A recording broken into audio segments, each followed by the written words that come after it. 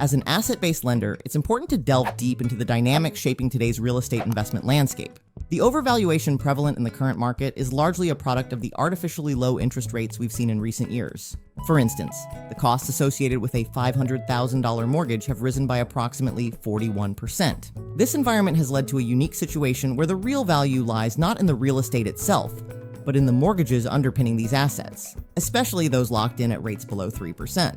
This results in a reluctance among investors to sell, preferring instead to hold on to these low-rate mortgages. This scenario is reminiscent of a key lesson I learned early in my career.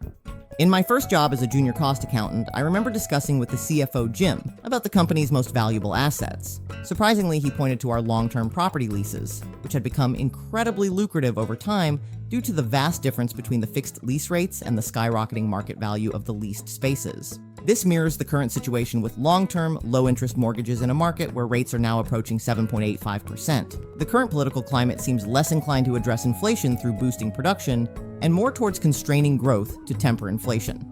We're currently seeing a halt in interest rate hikes, likely leading to a reduction in rates soon, possibly aimed at stimulating the economy for the upcoming 2024 election. This leads to the critical question of how much stimulation will be required to initiate another round of artificial demand, potentially reigniting an uncontrollable inflation spiral.